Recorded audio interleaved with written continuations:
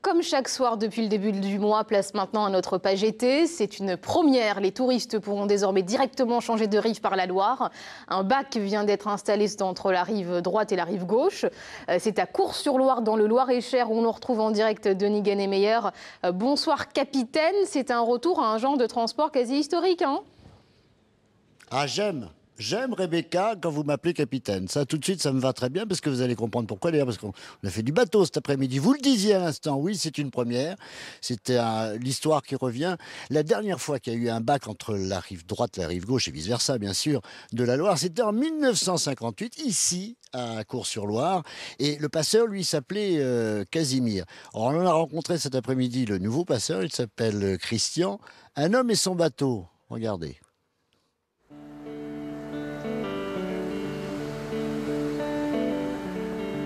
Ce sont des bateaux à fond plat qui n'ont pas d'ossature comme on trouverait dans les bateaux de mer, puisque on fabrique un peu à l'envers chez nous. On fabrique la caisse et on met les armatures dedans après. Alors qu'en mer, on fait l'inverse, on fait l'ossature, le squelette et on habille après. On a essayé de reproduire le plus proche possible de ce qui se faisait à une époque. On est toujours obligé de modifier un peu par rapport aux normes de sécurité et puis de flottaison actuelles. Sinon, on essaye d'être le plus proche possible de la fabrication d'origine.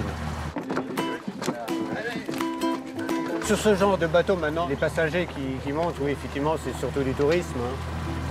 Et sur celui-ci en particulier, ça va être les gens qui vont profiter d'une part de la Loire à vélo. Donc, ils vont pouvoir couper un peu leur boucle. Puisqu'on se trouve à peu près à mi-parcours entre deux ponts. Donc ça va leur permettre de raccourcir leur trajet. Ça va être très appréciable pour les enfants, je pense. Pour remonter, on va passer un petit quart d'heure. Pour descendre, ce sera un peu plus rapide. Puisque la traversée ne se fait pas perpendiculaire, mais dans un axe relativement oblique, avec une obligation de faire un petit lacet, comme vous avez pu le constater dans le passage du radier là tout à l'heure.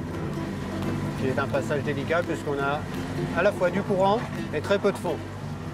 Et en plus une petite marche à passer. Et c'était génial, la petite marche à passer cet après-midi. C'est un moment de bonheur quand vous êtes au milieu de la Loire. C'est pas Vincent qui va me contredire. Bonsoir Vincent.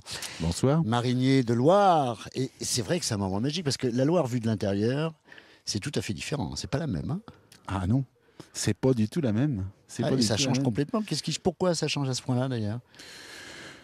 En fait, c'est jamais la même Loire. Elle est changeante. On est selon la luminosité, selon le vent, selon beaucoup de choses, et on n'est jamais au même endroit en fait.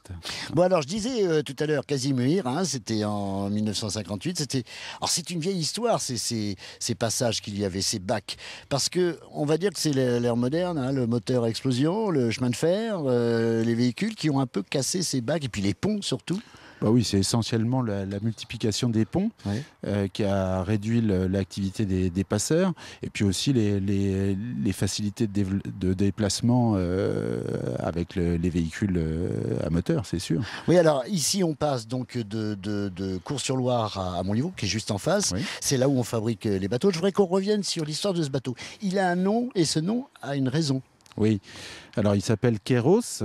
Alors Kéros, c'est en fait le nom une partie du nom de l'association qui a porté le chantier d'insertion, qui a permis de construire ce bateau et un autre bateau qui est stationné à Saint-Dié-sur-Loire et qui est une toux cabanée qui a pour vocation l'hébergement et la balade. Alors c'est une première parce que c'est un long dossier. Il ne va pas tout nous raconter parce qu'administrativement ça n'a pas été facile. Avec l'administration c'est normal. Mais 3 ans quand même et puis un petit peu de retard parce que vous deviez démarrer au début juillet.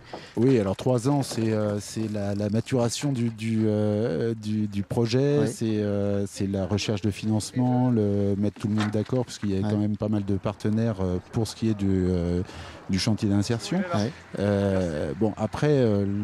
L'administration, bon, on arrête, Non. On arrête d'être méchant. Non, on n'est pas méchant. non. On n'est pas méchant parce que je pense qu'il faut dire les choses. En gros, il y a 2 fonctionnaires sur un quart de la France. Les pauvres. Non, mais franchement, ils sont pas responsables. Bon. Mais ils peuvent pas être partout.